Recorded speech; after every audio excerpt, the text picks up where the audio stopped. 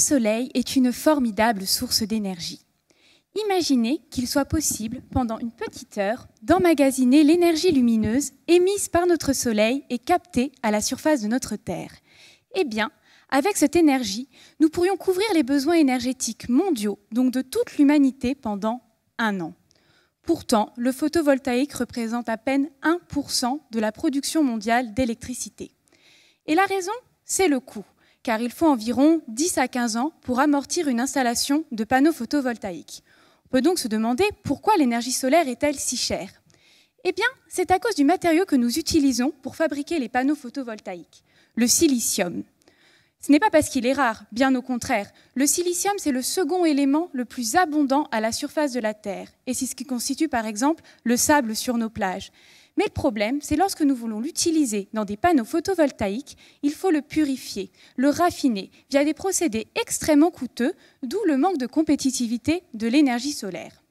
Donc une manière concrète de réduire les coûts liés à l'utilisation du silicium, ce serait d'en utiliser moins.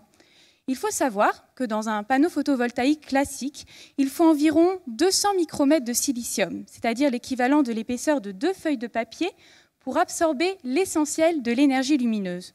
Vous allez me dire, l'épaisseur de 2 feuilles de papier, c'est pas beaucoup.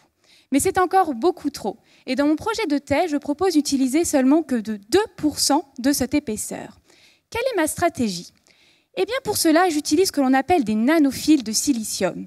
Pour vous les imaginer, vous pouvez vous représenter mes nanophiles comme une brosse dont chaque poil aurait un diamètre inférieur à 1000 fois celui d'un cheveu. Ces nanophiles ont pour particularité de piéger la lumière, c'est-à-dire que les rayons lumineux s'y perdent comme dans un labyrinthe inextricable jusqu'à absorption totale. Et c'est grâce à cette propriété remarquable que je n'ai besoin seulement d'une couche très fine de silicium pour absorber ma lumière.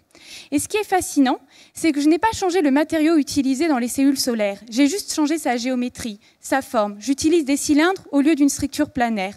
Et seulement en changeant sa forme, je peux augmenter drastiquement ses qualités d'absorption de la lumière. Il faut savoir que le silicium, à l'état naturel, est de couleur gris clair.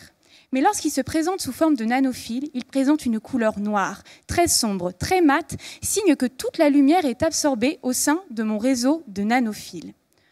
Mon sujet de thèse est d'autant plus concret que je fabrique des cellules solaires fonctionnelles avec des procédés facilement transférables à l'échelle industrielle. Alors, vous êtes prêts pour la transition énergétique? Merci.